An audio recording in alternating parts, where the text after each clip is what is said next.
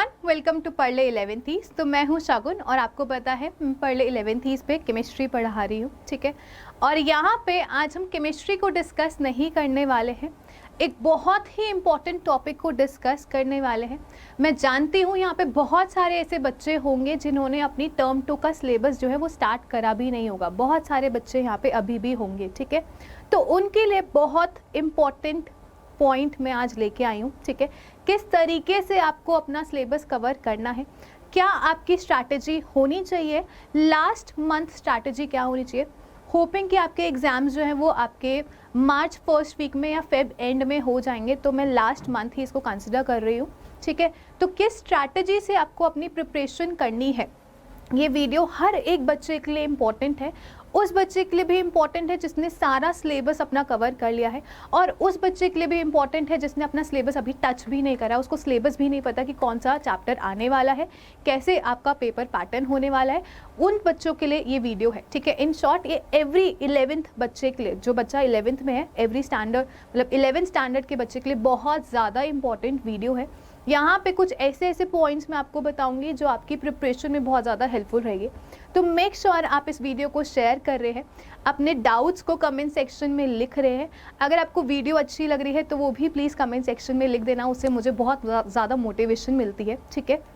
सारी चीज़ें आप कमेंट सेक्शन में लिख सकते हैं, क्लियर है। तो फटाफट से आप स्टार्ट कर देते हैं इस टॉपिक को कि हमारा जो लास्ट मंथ स्ट्रैटेजी होनी चाहिए क्लास 11th के टर्म 2 की जो हम प्रिपरेशन कर रहे हैं, स्कूल एग्ज़ाम्स होपिंग कि मार्च में आपके एग्ज़ाम्स जो है वो हो जाएंगे, ठीक है।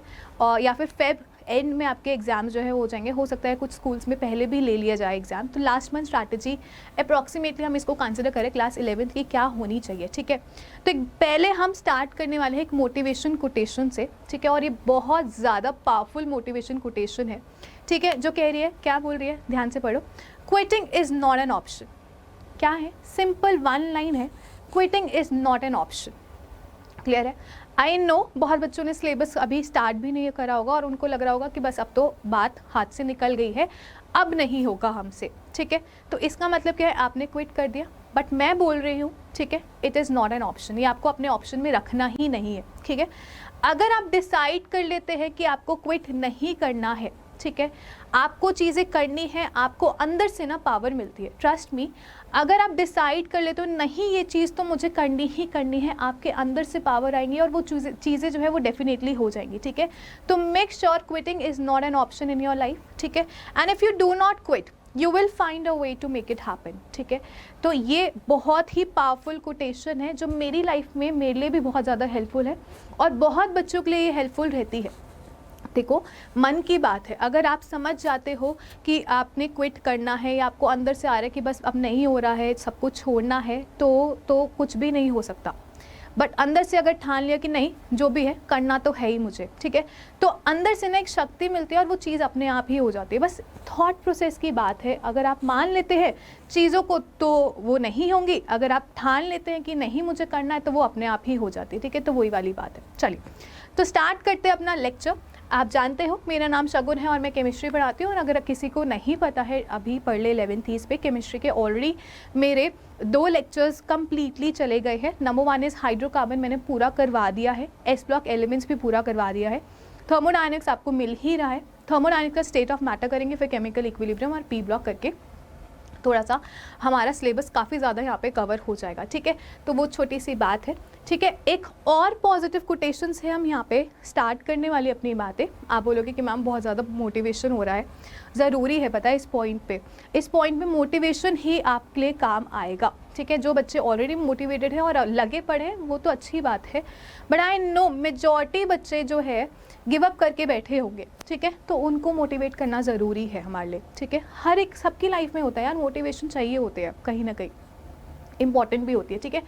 तो देखो यार, सिंपल सी चीज़ है, अगर हमारे से कोई चीज़ें नहीं हो रही है तो क्यों नहीं हुई हमसे, बाकियों ने तो कर ली, हमसे क्यों नहीं हुई है। वो इसलिए नहीं हुई क्योंकि हमने करेक्ट टाइम पे करेक्ट प्रायोरिटी के साथ नहीं काम करा, ठीक है। तो बहुत ज़्यादा इम्पॉर्टेंट है, आपके साथ अच्छा तभी होगा जब आप प्रायोरिटाइज करके चीज़ों को करोगे। Good things happen when you set your priorities right, ठीक है। फॉर एग्जाम्पल आपके पास 24 आवर्स होते हैं, हम सबके पास 24 घंटे ही होते हैं, इन 24 घंटों में क्या क्या करना होता है। एक स्टूडेंट लाइफ की बात करें तो हमें यहाँ पे पढ़ना होता है ना, यही काम करना होता है। हमें यहाँ पे अपने आप को किसी फिज़िकल एक्टिविटी में, कोई गेम खेल रहा है, कोई क्रिकेट खेल रहा है, उस फिज़िकल एक्टिविटी में हमारा भी इन्वॉल्वमेंट होना होता है। हमें यहाँ पे सोना भी होता है ना, स्लीप भी ज़रूरी है। हमें यहाँ पे खाना भी ज़रूरी है, तो फूड भी इम्पॉर्टेंट है। हमारा यहाँ पे एंटरटेनमेंट होना, जैसे नेटफ्लिक्स वगैरह देखना, मोबाइल करना, इंस्टाग्राम करना, एंटरटेनमेंट भी हमारे लिए बहुत ज़्यादा ज़रूरी है। एक स्टूडेंट लाइफ में यही सारी चीज़ें होती है। हमारे लिए फ्रेंड्स भी ज़रूरी है ना, हमारे लिए फैमिली भी इम्पॉर्टेंट है। तो स्टूडेंट लाइफ में इससे ज़्यादा क्या होगा, यही होगा। स्कूल की क्लासेस होंगी, ट्यूशन की क्लासेस होंगी, सेल्फ स्टडी के लिए टाइम होगा, ये सारी चीज़ें हमारे लिए इम्पॉर्टेंट है। बट किस प्रायोरिटी के बेसिस पे आपको चीज़ें करनी है वो भी इम्पॉर्टेंट है। अगर आपके पास 24 घंटे हैं, 24 घंटों में से अगर आप 10 घंटे सो भी रहे हैं, कोई दिक्कत नहीं है। बाकी के 14 आवर्स को बहुत अच्छे से यूटिलाइज़ आपको करना है, ठीक है, कोई प्रॉब्लम नहीं है, आप ज़्यादा सो लो, कोई दिक्कत नहीं है। बट एक लिमिट में सोना, ऐसा नहीं है कि 15 घंटे ही सो रहे हो, 16 घंटे सो रहे हो 24 घंटे में से, वो नहीं चलेगा, ठीक है। मैक्सिमम टाइम जहाँ पे आपको लगता है कि आपकी बॉडी उस टाइम पे रिलैक्स हो जाती है, उस टाइम तक अगर आप सोते हो तो रिलैक्स हो जाती है, तो उतने घंटे की नींद ज़रूरी लेनी है। मिनिमम 7 to 8 आवर्स की नींद आप ले सकते हो, कोई बात नहीं। अगर वो एक्सटेंड होके, क्योंकि हमारा बहुत ज़्यादा दिमाग चलता है, तो वो एक्सटेंड होके 10 आवर्स भी हो रही है तो कोई प्रॉब्लम नहीं है। But make sure rest 14 hours बहुत अच्छे से यूटिलाइज़ कर रहे हो। अब कोई बच्चा फिजिकल एक्टिविटी में ज़्यादा इन्वॉल्व होता है, या खाने में या एंटरटेनमेंट फील्ड में ज़्यादा इन्वॉल्व हो जाता है, तो बाकी के लिए तो टाइम बचा नहीं ना। उसकी लाइफ में जो प्रायोरिटी होनी चाहिए आज के टाइम पे, वो क्या होनी चाहिए, ये होनी चाहिए, ये प्रायोरिटी होनी चाहिए, ये प्रायोरिटी होनी चाहिए। खाना और अच्छी नींद प्रायोरिटी होनी चाहिए। फिजिकल एक्टिविटी, अच्छी फिजिकल एक्टिविटी मतलब खेलना कूदना भी प्रायोरिटी होनी चाहिए, ठीक है। तो वही वाली बात है, अगर आप अच्छे से चीज़ों को प्रायोरिटाइज कर पाते हो, चीज़ों को समझ पाते हो, तो आपको दिक्कत नहीं आएगी, आपके साथ अच्छा ही होगा। क्लियर है। तो छोटी सी कोटेशन थी, मैंने आपके साथ शेयर कर दी। अब आपको डिसाइड करना है कि क्या किस तरीके से प्रायोरिटाइज करके चीज़ों को करना है, ठीक है। ओके, आज की क्लास में क्या डिस्कस करने वाले हैं, आज की क्लास में इंपॉर्टेंट पॉइंट्स हम यहाँ पे डिस्कस करेंगे। सबसे पहले तो बहुत सारे बच्चों को यही नहीं पता होगा कि सिलेबस क्या है, तो एक तो सिलेबस डिस्कस करेंगे। फिर बहुत सारे बच्चों को ये नहीं पता होगा कि भाई चलो सिलेबस पता लग गया कि किस तरीके से प्रिपेयर करना है, तो प्रिपरेशन स्ट्रैटेजी को डिस्कस करेंगे। और कुछ सबके लिए एक जनरल इंस्ट्रक्शन है, उसे भी हम डिस्कस करने वाले हैं, ठीक है। तो ये 3 चीज़ों के ऊपर हमारा मेन फोकस रहेगा, ठीक है। ओके, तो स्टार्ट करते हैं। सबसे पहले सिलेबस की बात करें तो CBSE के जितने भी बच्चे, मैक्सिमम बच्चे जो पढ़ ले 11th में, ऑब्वियसली CBSE लेवल के ही बच्चे हैं, ठीक है। तो आप देख सकते हो ये टर्म 2 का क्लास 11th का सिलेबस है। इसमें अगर मैं बात करूं तो हाइड्रोकार्बन बहुत अच्छे से डिटेल में मैंने आपको करवा दिया है, वीडियोस अपलोडेड है, चेक कर लेना। एस ब्लॉक एलिमेंट्स मैंने आपको पूरा करवा दिया। इनफैक्ट बच्चों ने बोला था बैक एक्सरसाइज क्वेश्चंस करवाने हैं, तो बैक एक्सरसाइज क्वेश्चन भी मैंने आपको यहाँ पे करवा दी है, ठीक है। पी ब्लॉक बहुत छोटा सा है, एक ही लेक्चर में कवर हो जाएगा। अभी आपका थर्मोडायनेमिक्स, क्लासिकल या केमिकल थर्मोडायनेमिक्स आपका यहाँ पे चल रहा है, ये जल्दी से ख़त्म होते ही फिर हम ये वाला चैप्टर करेंगे, ये वाला चैप्टर करेंगे और पी ब्लॉक करेंगे, तो जल्दी से सिलेबस खत्म हो जाएगा। उसकी टेंशन आपको नहीं लेनी, वो मेरा काम है, मैं अपने आप कर दूंगी, ठीक है। तो यहाँ पे अगर हम बात करें हाइड्रोकार्बन, ऑर्गेनिक केमिस्ट्री का आप वेटेज देख सकते हो कितना है, 9 मार्क्स की ऑर्गेनिक केमिस्ट्री है। अगर आपने हाइड्रोकार्बन कर लिया, जितना मैंने करवाया है उतना अच्छे से कर लिया, बैक एक्सरसाइज क्वेश्चंस कर लिए, क्वेश्चंस की प्रैक्टिस भी कर लिए, 9 मार्क्स तो आपके आ ही गए। कोई नहीं ले सकता आपसे, हाइड्रोकार्बन से कोई भी मार्क्स नहीं ले सकता, ठीक है। तो कंप्लीट बहुत ज़्यादा स्कोरिंग चैप्टर है, इसको ज़रूर कर लेना। इसके बाद एस ब्लॉक एलिमेंट्स भी काफ़ी ज़्यादा डिटेल में करवाया हुआ है। एस ब्लॉक एलिमेंट्स से ज़्यादा क्वेश्चंस कंपैरेटिवली पूछे जाता है as compare to P block elements, तो एस ब्लॉक एलिमेंट्स बहुत अच्छे से करवा दिया है। केमिकल थर्मोडायनेमिक्स भी इम्पॉर्टेंट है, ये तीनों चैप्टर आपके इंपॉर्टेंट है फिजिकल केमिस्ट्री के, तो ये भी आपको करने हैं, ठीक है। तो चलो वो तो हम कर ही लेंगे, बट जो करवा दिया है उसको ज़रूर कर लेना। और ये आपका सिलेबस रहेगा, ये आपका सिलेबस है स्टेट ऑफ मैटर में, ठीक है। तो यहाँ पे इंपॉर्टेंट चीज़ें क्या क्या है, एक तो सारे लॉज बहुत ज़्यादा इंपॉर्टेंट है, जैसे Boyle's law, Charles law, Gay Lussac law, Avogadro's law, ठीक है, आइडियल बिहेवियर, ये सारे आपके लिमिटेड चीज़ें हैं इस चैप्टर में से, तो पूरा चैप्टर आपको करना ही है, ठीक है। ये आपके टॉपिक्स मैंने लिख दिए, आप इसको अपने आप एक बार पढ़ लेना। इन केस जिसको सिलेबस नहीं पता है वो यहाँ से देख के सिलेबस को कवर करेगा। इसके बाद केमिकल थर्मोडायनेमिक्स में मैंने क्या क्या करवा दिया है, ध्यान से देखो। सिस्टम के बारे में बता दिया, 3 तरीके के सिस्टम होते हैं, ओपन, क्लोज, आइसोलेटेड बता दिया। सराउंडिंग क्या होती है, वर्क और हीट के बारे में डिस्कशन कर लिया। Extensive intensive properties, state functions, path functions, ये सारे मैंने डिस्कस कर लिए। नेक्स्ट क्लास में फर्स्ट लॉ भी हो जाएगा, एंथैल्पी आपकी ये जो सारी है, एंथैल्पी या measurement of U N H, Hess law, ये आपका सारा थर्मोकेमिस्ट्री का पार्ट है। ये सारा हम नेक्स्ट क्लास में कवर कर लेंगे, ठीक है। बट जो बेसिक सारी चीज़ें हैं मैंने फर्स्ट लेक्चर में कवर करवा दी है। आगे आने वाले लेक्चर नंबर 2 में ये सारी चीज़ें भी कवर होकर इस चैप्टर को वाइंड अप कर देंगे, कोई प्रॉब्लम नहीं आएगी। केमिकल इक्विलिब्रियम और आयनिक इक्विलिब्रियम, आयनिक से तो ज़्यादा चीज़ें हैं नहीं, यहाँ पे बफर सॉल्यूशन, सॉल्युबिलिटी और एसिडिक स्ट्रेंथ और ये सारी चीज़ें आयनिक से है, वो हम कर लेंगे। बट केमिकल इक्विलिब्रियम भी बहुत इजी चैप्टर है, आप बहुत अच्छे से इसको कवर कर सकते हैं, ठीक है। इसके बाद एस ब्लॉक एलिमेंट्स भी मैंने आपको पूरा करवाया है, तो वो आप चेक कर लेना, ये आपका सिलेबस है, ठीक है। Apart from that P block elements दिखने में बड़े टॉपिक्स लग रहे हैं, बट ये बहुत ईजी है। 2 ही ग्रुप्स आपके सिलेबस में है, 13 एंड 14, वो भी हम करवा देंगे, आपको कोई प्रॉब्लम नहीं आएगी, ठीक है। 13 जैसा है वैसा ही 14 है। जनरल चीज़ें रिपीट हो रही है तो इसमें भी कोई प्रॉब्लम नहीं आएगी, बहुत ईजी लगेगा ये वाला चैप्टर भी, apart from few chemical reactions जो लर्न करनी पड़ेगी, क्लियर है। इसके बाद हाइड्रोकार्बन्स भी आपको यहाँ तक पूरा करवा दिया है। हाइड्रोकार्बन करवाते ही मतलब आपको ना एक रिलीफ होना चाहिए कि मैम ने बहुत मेजर पोर्शन करवा दिया है, ठीक है। तो हाइड्रोकार्बन का आप देख रहे हो बहुत सारे टॉपिक्स हैं, हमने सारा कवर कर लिया है। एल्केन्स का nomenclature, isomerism, conformations, physical properties, chemical reactions alkanes की। ऐसे ही एल्कीन्स में भी सेम चीज़ है, nomenclature, preparation, physical properties, chemical reactions, ठीक है। ये सारी चीज़ें एल्काइंस में भी हमने कवर कर लिया। और बेंजीन, एरोमेटिक हाइड्रोकार्बन्स में बेंजीन पूरा करवाया, जहाँ पे आपकी इलेक्ट्रोफिलिक रिएक्शंस इंपॉर्टेंट हैं, जैसे नाइट्रेशन, सल्फोनेशन, फ्रीडल क्राफ्ट, ये सारी आपकी इंपॉर्टेंट है, ठीक है। तो सब कुछ मैंने आपको हाइड्रोकार्बन में करवा दिया है। अब ये आपका सिलेबस था, जिसको नहीं पता था वो यहाँ से सिलेबस को कवर कर सकता है देख देख के। अब बात करते हैं आपकी प्रिपरेशन स्ट्रैटेजी की, ठीक है। अब बहुत सारे बच्चे होंगे जिनको रियलिटी पता होगी कि वो कहाँ पे स्टैंड कर रहे हैं, और बहुत सारे ऐसे भी बच्चे होंगे जिनको रियलिटी नहीं पता होगी कि वो स्टैंड ही क्या कर रहे हैं, उनको नहीं पता कि हम कर क्या रहे हैं, ठीक है। उन बच्चों के लिए जिनको रियलिटी नहीं पता है, पहले अपने आप के बारे में जानो। कैसे जानोगे? टेस्ट को अटेम्प्ट करो, एनालाइज करो, अपने आप के बारे में जानो कि आपको कितना आता है, ठीक है। जिनको सब कुछ आता है वो भी टेस्ट देंगे, जिनको कुछ भी नहीं आता वो भी टेस्ट देंगे। सबसे पहला पॉइंट है प्रिपरेशन स्ट्रैटेजी का, ये मेरी preparation strategy and this will be really be helpful. आपको समझ आएंगी चीज़ें, ध्यान से सुनना, ठीक है। तो जिन बच्चों ने अभी तक टेस्ट देने स्टार्ट नहीं करें, स्टार्ट गिविंग योर टेस्ट, ठीक है। और एनालाइज करो। एनालाइज का मतलब चेक करो कि क्या आप टेस्ट देते वक्त आपके दिमाग में या थॉट प्रोसेस में कुछ चल रहा था, आपको ऐसा फील हो रहा था कि यार ये क्वेश्चन मुझे नहीं आएगा, ये मैंने नहीं करा, ऐसा कुछ हो रहा था, अंदर तक जाओ, ठीक है। टेस्ट देने वक्त, टेस्ट देते वक्त क्या क्या दिमाग में चल रहा है उसको एनालाइज करो, लिख लो। टेस्ट देते वक्त क्या आपकी स्पीड स्लो थी?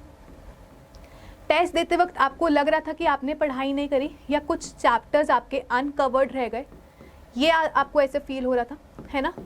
ये सारी चीज़ें टेस्ट देते वक्त आपको लगा कि आपने बहुत ज़्यादा, आपको चीज़ें आती थी बट फिर भी आपने बहुत ज़्यादा सिली मिस्टेक्स कर ली, ये आपको एनालाइज करना है। तो ऐसी छोटी छोटी बहुत सारे पॉइंट्स होते हैं, वो आपको करना है। टेस्ट देते वक्त आपको लग रहा था कि मेरे को ये आता है, मैंने सही भी करा था बट मार्क गलत कर दिया, ये सारी चीज़ें अपनी एनालाइज करना है। ऑब्वियसली सिली मिस्टेक में फिर हो जाएगा, ठीक है। तो ये सारी चीज़ें आपको एनालाइज करना है, आपको ऑनेस्टली अपने साथ डील करना है, ठीक है। और उसी हिसाब से फिर हम एक्शन लेंगे, क्लियर है। एक बार आपने टेस्ट दे दिया और अटेम्प्ट कर लिया, इवैल्यूएट कर लिया, अब आपको मिस्टेक पता लग गई, तो अब क्या करना है? सेकेंड स्ट्रैटेजी क्या है? Learn from your mistake. एक ही पॉइंट होना चाहिए।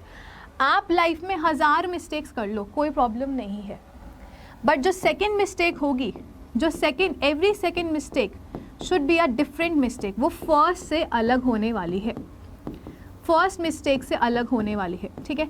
अगर एक बार आपने गलती कर दी, वो दूसरी बार नहीं होनी चाहिए।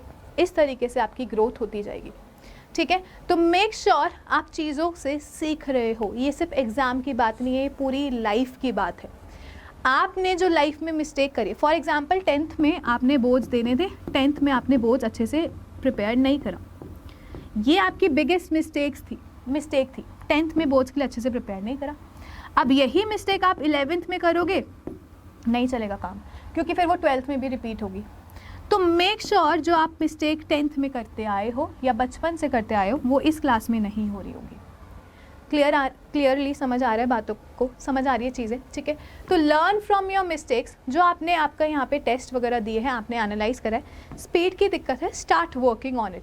चैप्टर अनकवर्ड है, कवर करो चैप्टर्स को, सिली मिस्टेक करो, अवॉइड डूइंग सिली मिस्टेक्स, मेहनत करो, चीज़ें हो जाएंगी, ठीक है। तो ये वाला पॉइंट है, इवैल्यूएट करो चीज़ों को, इवैल्यूएट करते ही आपको पता लग जाएगा कि आप कहाँ पे स्टैंड कर रहे हो। तो मैंने क्या करा है, मैंने कुछ कैटेगराइजेशन यहाँ पे कर दी है, कुछ ग्रुप्स की कैटेगराइजेशन कर दिया, और इस हिसाब से प्रिपरेशन स्ट्रैटेजी आगे आपको मैं बताने वाली हूँ।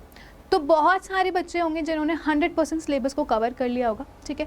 तो मैंने उनको कैटेगरी ए में डाल दिया या ग्रुप ए में डाल दिया। तो ये उन बच्चों के लिए जिन्होंने 85 से 100% सिलेबस अपना कवर कर लिया है, ठीक है। 85% चैप्टर्स उनके कवर हो गए हैं, ठीक है। 85% का मतलब क्या है, अगर आपके 5 चैप्टर्स आ रहे हैं तो आपने 3 से 4 या 3.5 चैप्टर कवर कर 3 से 4 चैप्टर्स कवर कर लिए, ठीक है। तो आप इस कैटेगरी में हो। कवर करने का मतलब ये नहीं कि सब ऊपर ऊपर से पढ़ लिया और लेकिन उससे क्वेश्चंस नहीं लग रहे, नहीं। आपको पूरा कॉन्फिडेंस होना चाहिए कि आपने ये जो चैप्टर्स करे हैं उसके क्वेश्चंस आप बहुत आराम से कर पा रहे हो। तो इसका मतलब आपने 85 to 100% चैप्टर्स कवर कर लिए। ग्रुप बी में 65 to 84% वाली कैटेगरी को डाला है। ग्रुप सी में 40 to 64 वाली कैटेगरी, और ग्रुप डी में अगर हम बात करें तो 10 to 39 वाली कैटेगरी आप इस तरीके से कर सकते हैं, ठीक है। सो यहाँ पे आपका ये ग्रुप समझ आ जाएगा, ठीक है। मैक्सिमम बच्चे जहाँ तक मुझे लगता है वो इस कैटेगरी में, क्योंकि हर टाइम हम स्ट्रैटेजी सेशन बताते हैं, तो मैक्सिमम बच्चे या तो इस कैटेगरी में होते हैं या फिर इस कैटेगरी में होते हैं, ठीक है। तो इनके लिए क्या क्या स्ट्रैटेजी अब होनी चाहिए वो हम फर्दर डिस्कस करेंगे। बट आपको ये सारी चीज़ें तभी पता लगेगी जब आप अच्छे से टेस्ट को दोगे, उसको इवैल्यूएट करोगे। अगर आपको खुद इवैल्यूएट करना नहीं आ रहा तो ask your friends to evaluate for you, ask your teachers to evaluate for you, या फिर ask your parents to evaluate for you, ठीक है। तो ये सारी चीज़ें आप निकाल लेंगे, इवैल्यूएट कर लेंगे, ठीक है। कोई बच्चा बोलेगा कि मैम एक ही पेपर दे के कैसे इवैल्यूएशन कर सकते हैं, बात सही है, 2-3 ले लो, क्या दिक्कत है, 2-3 पेपर दे लो और फिर आपको समझ आ जाएगा कि कौन से चैप्टर में ज़्यादा दिक्कत आ रही है, तो उस तरीके से आप इवैल्यूएशन कर सकते हैं। अब क्या करना है, एक बार आपको पता लगे कि आप किस कैटेगरी के पार्ट हो, ठीक है, उस हिसाब से आपको चीज़ें करनी है। तो जितने भी बच्चे ग्रुप ए कैटेगरी में हैं, जहाँ पे उनको लगता है कि 85 to 100% सिलेबस हो गया, तो 100% वाले बच्चे तो सारा सैम्पल पेपर सॉल्व करेंगे और हर दिन 1 से 2 चैप्टर को रिवाइज करेंगे। जो 85% से ऊपर वाली कैटेगरी में जो चैप्टर बचा है उसको प्रायोरिटी पे करके चैप्टर को फिनिश कर लेना। उसके बाद फिर से आपका भी 100% हो गया। फिर क्या करना है, फिर सैम्पल पेपर एक दिन में एटलीस्ट 1 to 2 सैम्पल पेपर ज़रूर सॉल्व करना। डेली रिवाइज करना चैप्टर्स को, रिविजन इज़ द की। अगर आप चैप्टर्स को बहुत अच्छे से रिवाइज करते हैं तो ट्रस्ट में बहुत अच्छे से आप परफॉर्म करेंगे। अगर आप रिविजन नहीं कर रहे हो, ओवर कॉन्फिडेंट हो रहे हो, आप पानी में फिर से गिर जाओगे, ठीक है। मेक श्योर ऐसा नहीं है जो बच्चे इस कैटेगरी में वो इस कैटेगरी में नहीं आ सकते। Over confidence will make you fall, ठीक है। मेक श्योर जो बच्चे इस कैटेगरी में हैं वो इसी कैटेगरी में रहें, ज़्यादा खुश मत होना, ठीक है। तो ये वाली बात है, सैम्पल पेपर्स को ज़रूर सॉल्व करना, रिविजन ज़रूर करना। दूसरी बात, जो ग्रुप बी के बच्चे हैं 65 to 85% सिलेबस उन्होंने कवर कर रखा है। अभी आपका सिलेबस बचा हुआ है, चैप्टर्स हमारे पास ज़्यादा है नहीं, 100% आपको चैप्टर्स को कवर करना है। अगर यही चीज़ मैं जेईई और नीट के बच्चों को बोलती तो मैं बोलती कि यार रिवाइज़ कर लो, जितना करा है उतना रिवाइज़ कर लो। बट सिंस टर्म 2 का सिलेबस बहुत ही ज़्यादा लिमिटेड है, 4-5 ही तो चैप्टर्स है मिला के, तो आप क्या करना है, चैप्टर्स को कवर करना है। जब आप चैप्टर्स को कवर, देखो चैप्टर्स जब कम होते हैं ना तो काफ़ी हाई चांसेस हो जाते हैं उन चैप्टर से भी क्वेश्चंस पूछे जाते हैं जो चैप्टर्स आपके लिए डिफ़िकल्ट होते हैं या थ्योरेटिकल चैप्टर्स होते हैं, ठीक है। अगर मैं बात करूँ जेईई एंड नीट में तो डीएनएफ ब्लॉक से इतने क्वेश्चंस नहीं आते, एक आध मुश्किल से आ गया तो आ गया। तो डीएनएफ ब्लॉक जनरली कोई करता भी नहीं है जेईई या नीट की प्रिपरेशन में, ठीक है। बट यहीं पे है ना, डीएनएफ ब्लॉक 12th की बात कर रही हूँ, यहीं पे अगर 12th बोर्ड्स में अगर मैं पूछूँ तो बोलूँ तो टर्म 2 में डेफिनेटली डीएनएफ ब्लॉक से बहुत सारे क्वेश्चंस को पूछा जाएगा, क्योंकि चैप्टर्स कम है। जब चैप्टर्स कम है तो तब हमारे लिए एक एक चैप्टर इंपॉर्टेंट हो जाता है, ठीक है, और वहाँ से क्वेश्चंस भी पूछे जाते हैं। तो मेक श्योर अगर आप इस कैटेगरी में हैं तो सबसे पहले तो आपको चैप्टर्स को कवर करना ही है, ठीक है। और सैम्पल पेपर अगर आप सॉल्व कर पा रहे हो वेरी गुड, नहीं कर पा रहे हो तो रीड करना स्टार्ट कर दो सैम्पल पेपर को, है ना, जो इस कैटेगरी में है वो सैम्पल पेपर को रीड करना स्टार्ट कर दो, सॉल्व सैम्पल पेपर्स ले आओ, क्योंकि जब आप खुद से करोगे तो ऑब्वियसली वो एक टाइम कंज्यूमिंग प्रोसेस है, जब आप रीड करोगे तो वो एक कॉन्फिडेंस लेके आएगा। पहले एक क्वेश्चन पढ़ लो, उसको आता है आंसर ठीक है, नहीं तो उसी टाइम पे रीड कर लो, ये वाली बात है।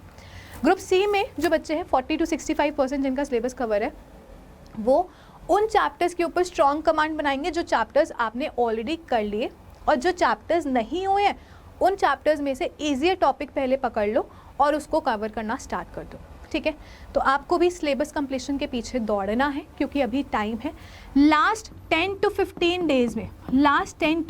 डेज़ में आपका जो मेन फोकस होना चाहिए वो रिवीजन का होना चाहिए, क्योंकि अभी हमारे पास 30 to 40 डेज़ हैं, तो अभी भी हम चैप्टर्स को कवर कर सकते हैं, बट लास्ट 10 to 15 डेज़ अगर बच गए तो उसमें आप सिर्फ रिविजन करेंगे, ठीक है।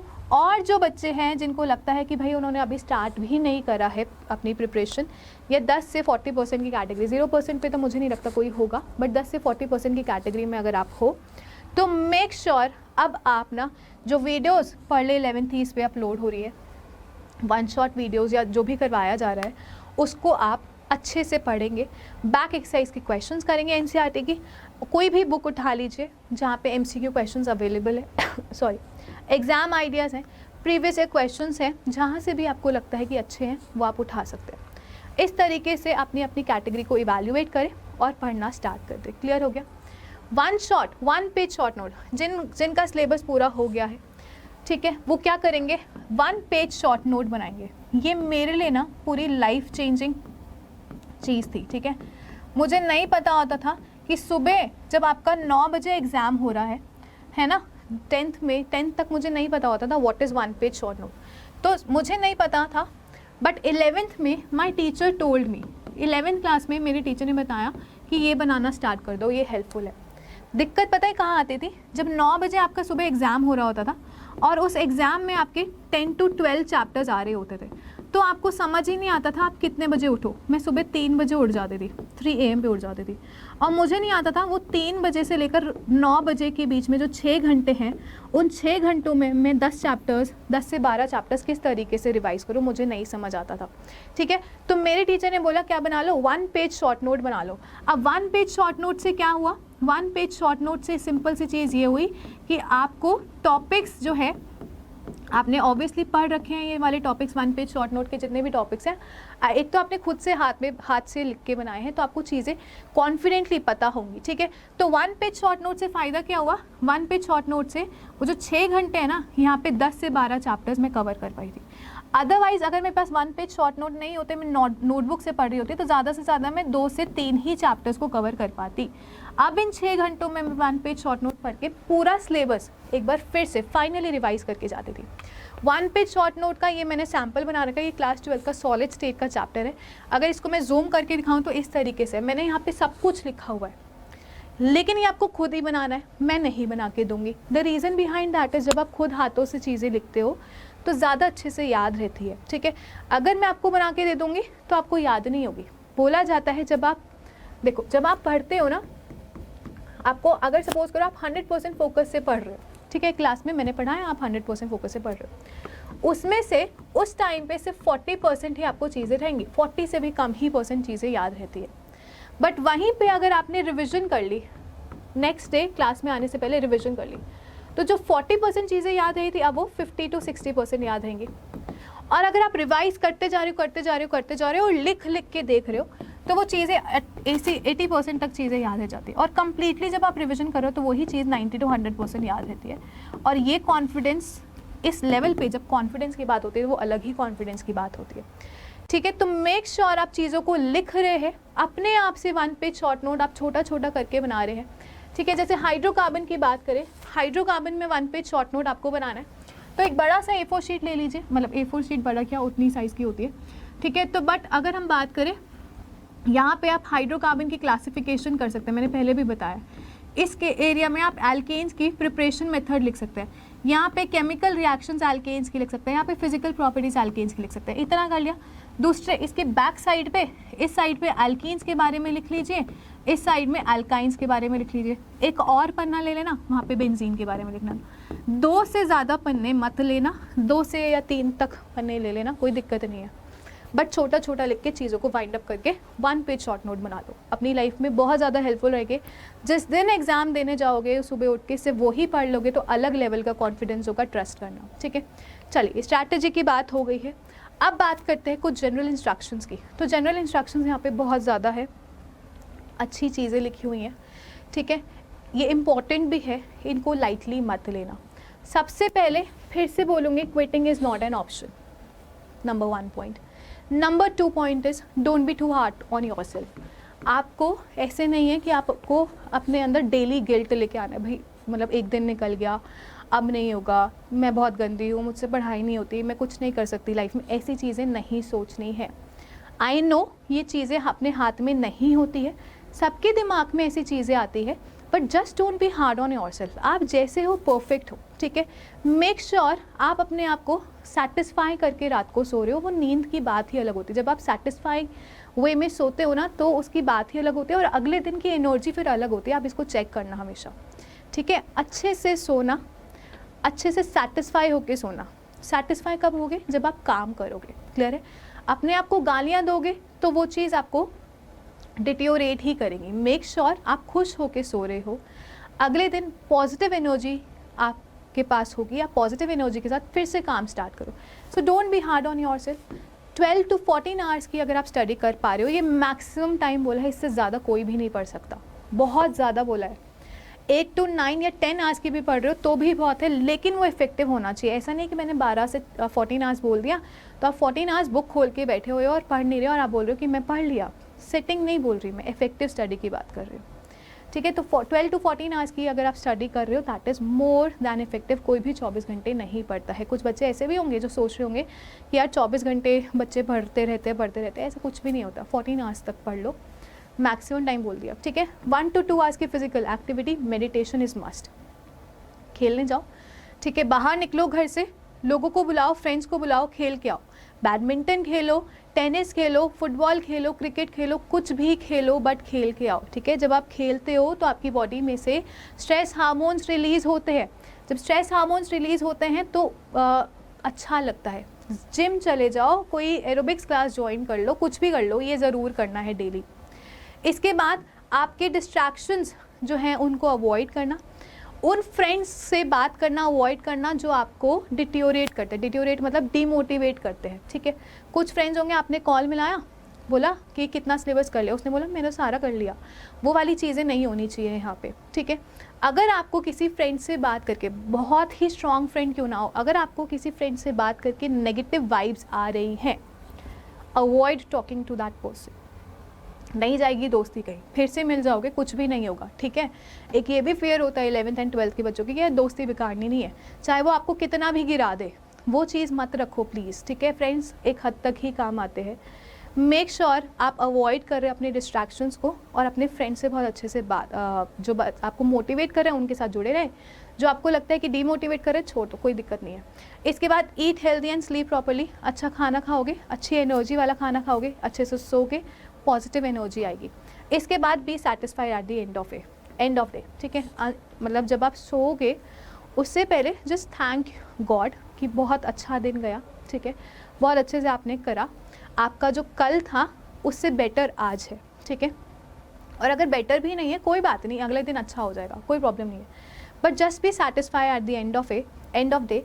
अच्छे से सो, मन से सो, अच्छे से उठो और नेक्स्ट डे अपनी लिमिट्स को पुश करके और भी अच्छा काम करो, ठीक है। ये कुछ जनरल इंस्ट्रक्शंस थी, ये सबके लिए है। आई होप आपको लेक्चर पसंद आया हो। लेक्चर तो क्या ही था, जनरल बातें हमने करी है, ठीक है। आपको बहुत अच्छा लगा हो। आई फील कि आप बहुत ज़्यादा मोटिवेटेड फील कर रहे हो और बहुत ज़्यादा पॉजिटिव फील कर रहे हो, ठीक है। जो कन्फ्यूजन्स दिमाग में थी, अब वो कन्फ्यूजन्स आपके पास नहीं है।